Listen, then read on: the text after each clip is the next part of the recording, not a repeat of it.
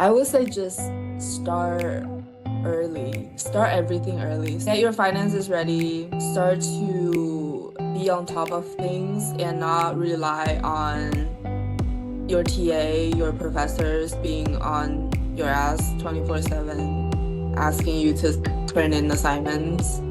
Like, try to keep a schedule and not break it. Hi everyone, welcome to Mpods. And hi Hermione, I'm so excited to have you here today with us. And for our audience here, Hermione Li, she's a graduate from engineering program for both her undergrad and graduate degrees. And we've had really good conversations in the past, and she's been really helpful for me to navigate through all of my confusion during college. And today I'm really honored to have her as our guest to share all the helpful information that she shared with me to our general public and also take us through her journey from UMich to where she is right now. And so Hermione, can you give us a little bit introduction about yourself? What have you done in the past and what you're doing right now? Great. Thank you, Diane, for the introduction. Very honored to be invited to this podcast. As she mentioned, I am a undergrad and a graduate student from U of M. I started my undergrad in 2015 and graduated with a master's degree in mechanical engineering. After I graduated, I started working as a product design engineer at Apple. First of all, I started working on iPhones as a product design engineer. And then most recently, about a year ago, actually just passed the 1 year mark. People congratulated me like last week for passing the 1 year mark for switching to the new team. I'm now working on MacBooks programs as a product design engineer. So during my time at UMich, I spent about 5 years there. I did undergrad in ME, also, and then I did the SUGS program, SUGS program. That's the 1 year sequential graduate degree. During that 5 years, I also took like a gap 6 months to do a long internship at Google as a Pixel product design engineer intern. So you've been tried out for a lot of different internships, I'd say. And also, I remember that you've worked for Tesla before, and you said you didn't find that job as fondly as you do for the jobs that you hold right now. So, like, I imagine you had a lot of reasonings behind your different tryouts of different kinds of jobs. And can you take us through your rationale behind choosing what you work on right now, and also like how did you even realize what you want to work on the most? So let's take it all the way back to when I was still in college. I was actually debating between if I wanted to continue being academic or going into like the professional industry, like getting a normal job, because my parents really wanted me to work at a school as like a professor or something. They think it's a stable job. So I wasn't sure which route I wanted to go. So I tried doing research at multiple different labs in the engineering department. I realized that maybe going to the lab and doing research wasn't my calling. The work was fun, and the people at UMich really try to coach you, and they really give you advice and tells you what to do. The professors who I worked with were all ME professors, so they were all very knowledgeable, important figures in their respective fields. I just felt like going to research wasn't what I wanted to do. Then I started to look for multiple different internships for the summers to come. Diane mentioned Tesla. I was also a mechanical design engineer at Tesla. Worked on Model 3 briefly for like 4 months. It was like 2018 when they were trying to ramp production. I had a mentor. The mentor himself, so smart, so nice, answered all my questions. A lot of time, I and some other interns were there just doing our own, like trying to navigate this brand new world by ourselves. And sometimes that can feel to a college student very exhausting. Then I decided to try a different company because I still like doing mechanical design. I still like doing products, physical, like making physical products, prototypes and testing, stuff like that. I tried another product design internship at Google and ended up loving what I did. I was a design intern for the Pixel 5 at the time. And the team culture was great. Everyone vibed with each other so well, and everyone was so nice to me. I had a mentor who is the head of architecture, actually, but at the time he was just an intern mentor. He is the smartest engineer, and not only him, but everyone else on the team made an effort to really teach me what I was supposed to do. And I think that culture really helped me grow as an engineer and as a team player, which later on, like in my current job, I found being a team player really is the core value of being a product designer. Without a whole team, it's impossible to do anything. So I really learned so much from being an intern at the Pixel PD team. So I decided to pursue something very similar, which is the iPhone, Yeah. as my full-time job. So that's how I ended up here. And side note, Diane knows this, but our audience probably doesn't. I currently live in Shanghai. This is where I'm based most of the time for my job. There is an R&D center in Shanghai. We have a lot of collaboration with the ground team here at the factory and also back in Cupertino, California, where our headquarters is. So there's a lot of like international communication and co-working. You just mentioned your navigation through different kinds of jobs, different kinds of teams and team cultures, and ended up little by little gradually realize what you really want from the experience. You mentioned about how you value playing as a team player was very important, and also having some really good guidance was really important to you to grow as much as possible during the time you spend in the team. That was like the core value that you look at when you choose a team. How would you advise our students here when they are trying on new jobs? How would you advise them to ask about what they value the most? So when students try to go on multiple different interviews for jobs, I noticed that a lot of the recruiters at the end of the interview would ask you, what kind of questions do you have for me as a recruiter or as someone who like works here? Really, really take that opportunity to ask questions that you have about the company, about the team, about what they do. Like really take that opportunity on. And that is also a good way to show you're interested in the company and you're interested in working for them, and that you have like some knowledge on the responsibility of the job that you're applying to, because everyone's answer is going to be different, right? And you really want to distinguish yourself from the applicant pool. When a recruiter asks you, what questions do you have for me, I typically ask them two questions pretty much. One is, what is a day-to-day life like for someone who's already in this position that I'm applying to?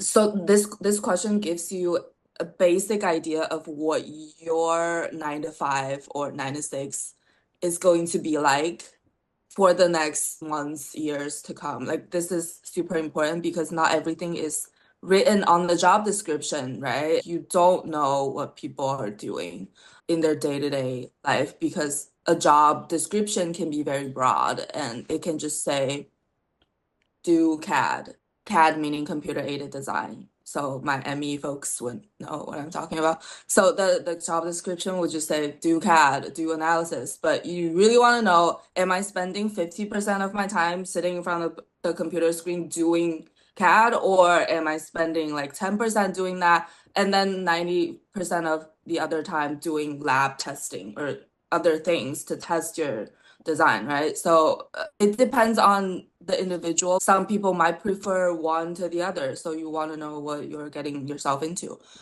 And the second is, how does one who is already in this job progress professionally? You want to know if you have a career here, not just a job. Like you're not just applying for a job, but you're thinking about your career, your future. How do you professionally excel at this position? How are you going to be a manager? Or if you don't want to be a manager, you just want to be a technical contributor for the company, do you still have that corporate ladder to climb?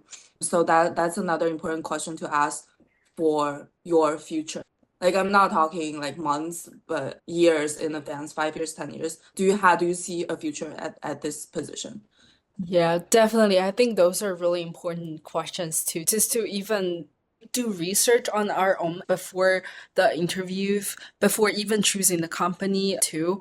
So for our audience here, Hermione was on the recruiters team for her previous job. So we got some insider's notes on what kind of questions are good questions and what kind of questions are the bad questions that we don't really want you to ask if you really try to impress the interviewer. So, Hermione, can you drop us maybe one to a few bad questions that you've ever received? And also, why are they questions that you don't want to ask in an interview?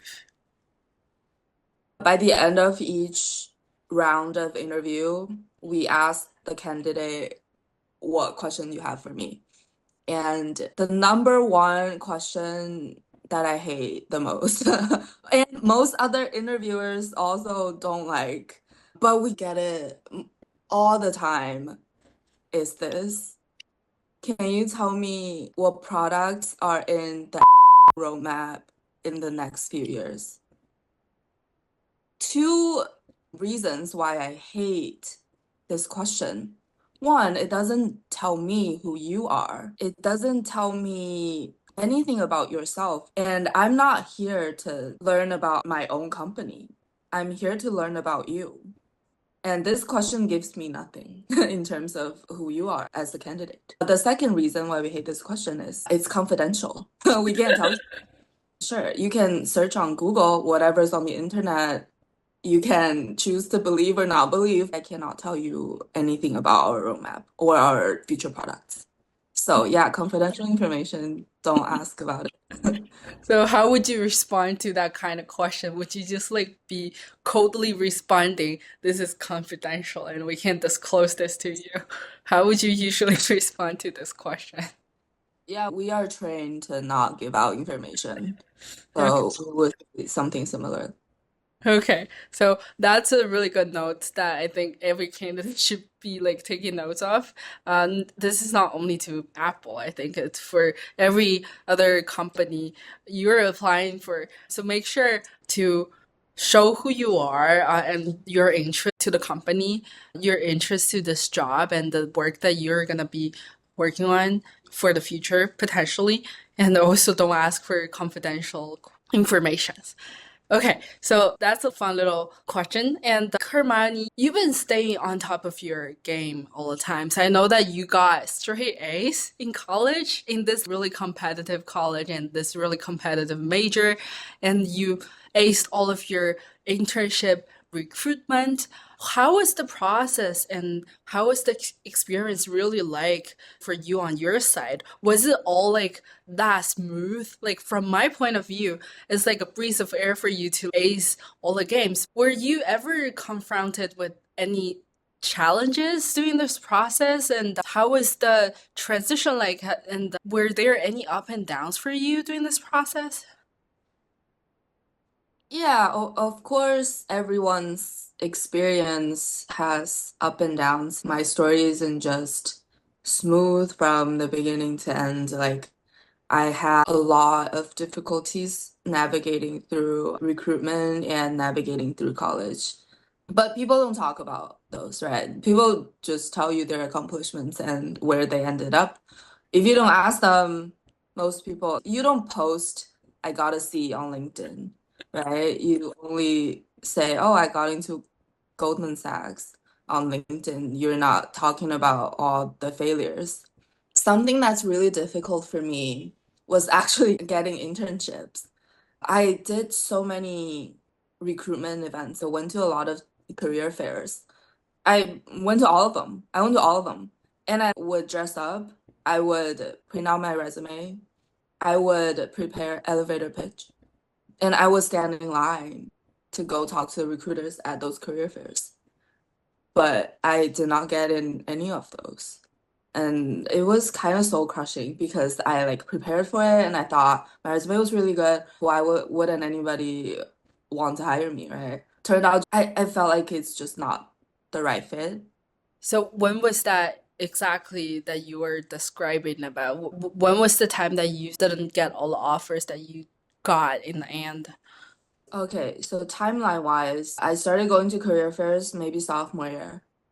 So sophomore year, junior year, and senior year. I don't remember how many career fairs there are, but these 3 years, I went to all of the career fairs that are for engineers, like the North Campus ones. Did not get any offers from going to career fair. I'm not discouraging you guys to not go to career fair. Still like try to go and look around. It's just it wasn't a fruitful experience for me. Yeah, and especially I think due to the present economy after COVID right now, I do feel like the companies are hiring less and less right now from career fairs, like school visits. We do notice that there were fewer companies attending to the career fairs as well.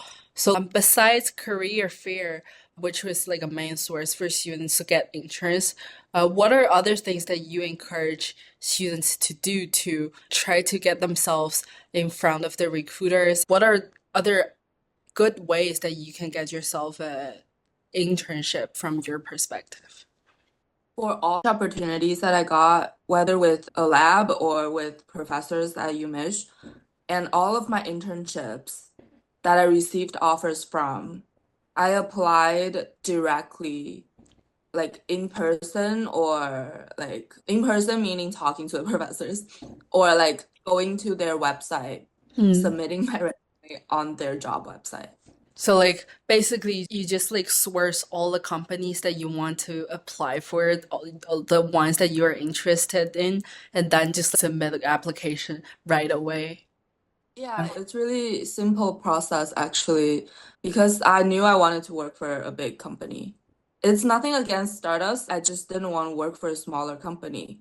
I applied to like the big companies that do hardware and have openings for interns. That was a really cool experience. You've been through the beginning that's not pretty cheerful, and in the end, you received the fruitful of all the companies that you really want to go. I think that is quite a cool trajectory that you had over there.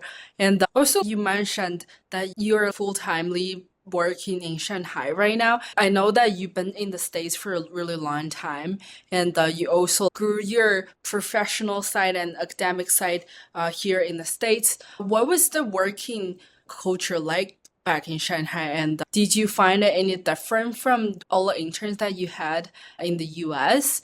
And how do you like it? Yeah, I grew up in China up until 11 years old and then moved to the States. Did all my schooling there until I graduated from college and then moved to Shanghai. So I would say a lot of my worldviews and my values and my professional knowledge I gained from English speaking environment. And moving to Shanghai was a big decision for me. I wouldn't have done it if I didn't already had a job with Apple.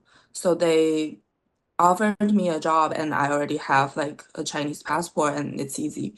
I was like, maybe it's time to come back to where my family is. Cultural transition is pretty difficult. I'm sure anyone who's ever lived in a foreign country before has similar experience adjusting to a different way of living and a different way of life. In terms of working culture, I know that Asian people work very hard. They do. They work extra hard. They climb the corporate ladder. They want that professional development and personal growth. And they sacrifice a lot, like Yeah. family time, their own personal leisure time. They do sacrifice a lot. If I wasn't working for Apple, I probably would not be able to to do any of that. Apple still maintains its Apple culture. We take some pride in Apple culture, meaning we value communication, we value teamwork, we value work-life balance as well. Even though our team still works very, very hard, I would say it's comparing to other Chinese companies, I can still accept how much I work, even though it's a lot. Even though it's a lot. I think working for Apple really helped me transition from living in the States to living in Shanghai. And also Shanghai is like a big melting pot in international city, and life here is pretty okay. So I would say that I adjusted well after 4 years of living here. I'm Yeah. fine. I'm fine now. Yeah, so speaking of work-life balance, I know that Shanghai is kind of like known for its liveful lifestyle. There are a lot of international and young people just living in that city together. And I wonder, what's your after work hours like in Shanghai? Did you find anything that's like working for you to balance your work at Apple? So I'm really simple. I like going to the gym. So after work, it's basically just gym and then home for me.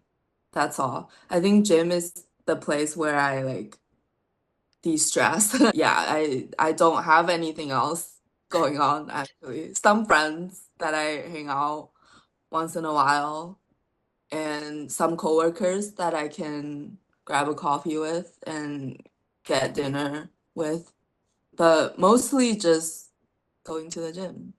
How is the weather like in Shanghai? Is it better than Michigan?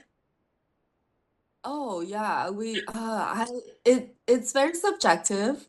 I really liked Michigan weather because I like the cold. Yeah, I like the cold and I like the snow. I think it's fun. I don't know. I know, like a lot of people, like I also like haven't seen snow from a really young age until I moved to Michigan. I just saw like so much snow at one time. It wasn't like no fun, but for a lot of people that I know, it's just like a too long of a time with all the snow covered. But okay, yeah, that's very subjective. I agree. I just feel like it's graduation time right now here at UMich. The class of 2024, they are graduating, and I see a lot of people saying that they're glad that they're out of this time, but I'm sure they're gonna miss it as well. They're gonna miss the snow sometime in the future if they leave. Yeah, that was great. I think going to gym is such a healthy habit. It's such a healthy lifestyle. It's such a good source of dopamine peak. Okay, so Hermione, you mentioned that moving to Shanghai, especially working with people would sacrifice their leisure time and family time for work, and you also have like a lot of work for what you do at Apple. So, have you ever felt like work is more difficult than college? You totally killed the game when you were in college. And I remember you mentioned in one of our meetings saying that you had a lot of really super talented and super smart coworkers. And was work more difficult? Was it more exciting? And in which ways is it different than college? Okay, first question, is it more difficult? I'd say yes, it is more difficult than college. Um, the reason is you're becoming an actual adult when you start working, and no one is telling you what to do. A difficult thing for many people when they try to adjust to the workplace right out of college is you're pretty much responsible for everything that you do now, and no one's really giving you assignments anymore. And you have to figure out what your assignment is and what your deadline is going to be like. And you are the one responsible to stay on top of that. To a lot of people, that alone might be a lot to digest and to adjust to. I would recommend people to keep a really neat schedule. What I use is the calendar app. It's called the iCalendar. Yeah. What I do is I block out time for meetings, for tasks that I have to do. I even block out time for my workouts. So Mm. everything I do, I put it there. So it serves as a reminder for me to keep track of what I do. Yeah, so in general, I would just say transitioning to a full-time job isn't really the easiest thing that you can do, right? Because you're growing up, you're doing more things. Also, like financial responsibilities, right? You Yeah. have to take care of your finances. That's one thing that they don't teach you at school. How would you advise people who are close to graduation right now, or who are graduating, to deal with this adulting process? What do you think would help them if they know beforehand that before they are actually facing it? From someone who's already been through it, kind of perspective, I would say just start early. Start everything early. Get your finances ready. Start to be on top of things and not rely on your TA, your professors being on your ass 24/7, asking you to turn in assignments. Like, try to keep a schedule and not break it. Yeah, of course. I think that is very actually very helpful, especially on the part that you make a schedule and you don't want to break it. I think it's kind of similar transitioning from high school to college as well. I attended a really small high school, and the teachers are actually up on our ass all the times asking for assignments. But since like UMich is such a big public school, and I do think not every TA would take care of us, and professors wouldn't know every single students in the classroom for sure. There was a learning curve for the transition from high school to college already, and I imagine the transition to work would be more. And adding on the financial responsibility part, I do agree that starting early would be a really, really good thing to do for now. Just do it little by little. It will be easier over time. One last note on looking back at your college career, what would you say to your younger self if you would ever have the chance to go back and make the changes that you want to? I have a very unorthodox answer to that question. I feel like every interviewee that you're gonna have in the past or in the future are gonna say something like professional or like develop professional knowledge or learn this prior to going to the workplace. My answer is gonna be like to grow interpersonal relationship with your classmates and people around you and really keep that relationship. Of course, it goes beyond classmates. It can be anyone you are in a student club with or people you just meet on campus, going out, meet people, and also maybe TAs, maybe like other professors, advisors you have in college. I think that relationship is actually important. You might not think so, but maybe down the road, it doesn't hurt you to have a couple more friends here and there.